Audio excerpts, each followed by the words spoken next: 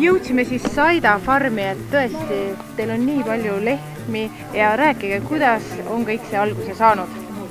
See oli niimoodi, et kui Eesti kunagi iseseisvaks sai, siis meil oli kolhooside ja sovhooside süsteem ja see erastati. Põhimõtteliselt need kolhoosid, sovhoosid jagati väiksemateks üksusteks ja siis väiksemad ja suuremad on talumehed ja natuke suuremad kui talumehed said neid tükke siis nagu erastada ja meie samamoodi erastasime selle oksjoni teel, siis igaüks siis enampakkumisel ostis selle osa, mida pidas jõukohaseks ja meil aega maksta oli 10 aastat, nii et selles suhtes me saime selle ülesandega nagu hakkama. Kui palju teil hetkel siin loomi on ja kui kerge või raske on seda tööd teha? On niimoodi, et meil on kokku on 500 looma, nendest 200 on lüpsilehmad ja ülejäänud on siis pullid ja mullikad ja vasikad ja ühesõnaga see seltskond, kes on tarvilik selleks, et see 200 lehma, parimad lehma üleval hoida kogu aeg. Nii ja siis meil on mahepõllumajandus. Need lehmad annavad kuskil 5000–5500 kilo aastas näo kohta. Me oleme sellega suurepäraselt rahul. Nad elavad meil karjas kuskil 6,5 aastat. Nii et meile see täiesti sobib. Ka see toit on pärit mahepõllumajandusest.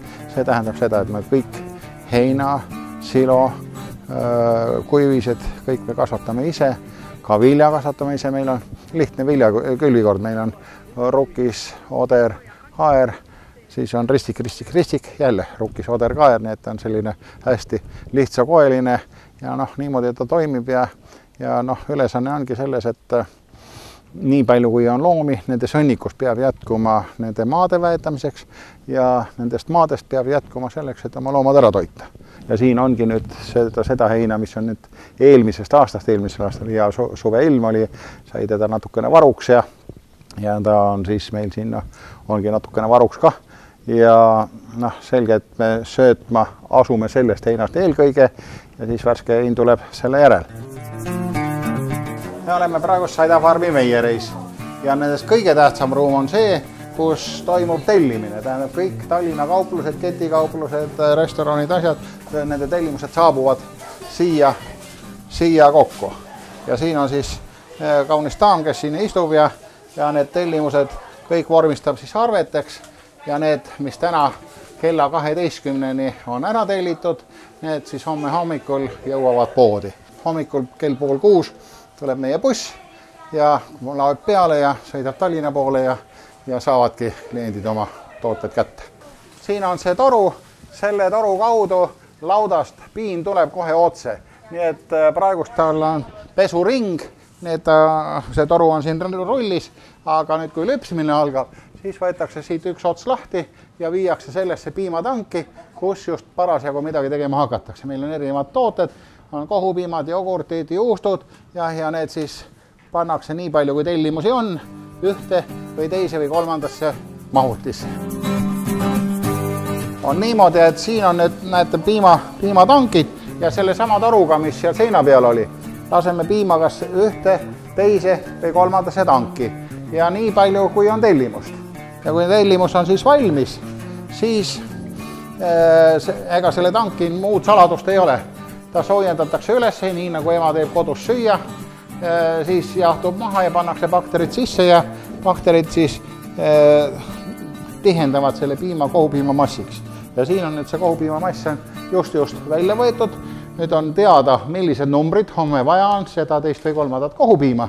Ja siit nüüd, nii nagu ta siin on, läheb ta siis segamisse. Segatakse sisse suhkur, vaniliin, rosinad, kakao, till, küüslauk, sõltuvalt sellest, mida keegi ostab. Siin on tädi Natalja, tema siis parasjagu kaalub juustusid. Tulge sisse poole. Tulge. Nii, ja siin on nüüd, kuna siis on teada, kui palju tal kuhugi tarvis on, ta kaalub ära, näete, et kah piuksutatakse kõik läbi, need on vöödkoodiga. Lõppkokkuvõttes siis ühe kaupluse koosseis, et mis homseks on tellitud, see näeb siis niimoodi valmis, sellisena läheb ta siis kauplusesse ja kauplus paneb ta siis riiulitesse ja homme lõuna ajal saate sealt juba osta. see on nüüd homne toidu tagavara, mis siis homme varahommikul läheb kauplusesse.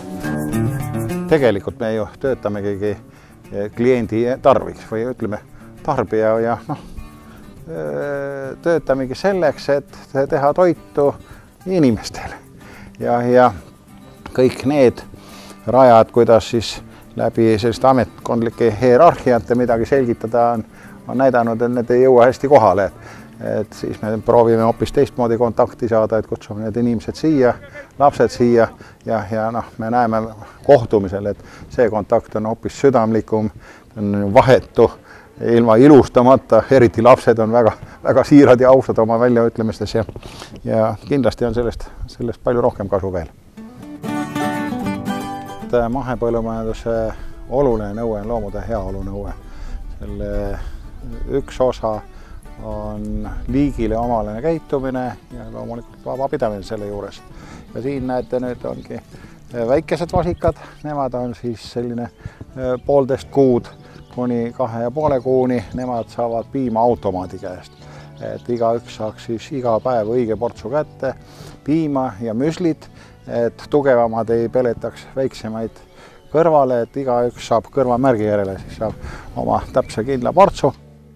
Tahaks öelda seda, et kõige olulisem on tarbida kodumaist ja kui te tarbite sellist toitu, mis on kuni 60 kilomeetri kaugusel, siis te saate sellise toidu, mis on kõikide jõuväljadega, vihmade, äikeste ja klimaatiliste tingimustega kõige paremini kasvanud selles mõttes, et ta vastab ka teie asukohale geograafiliselt.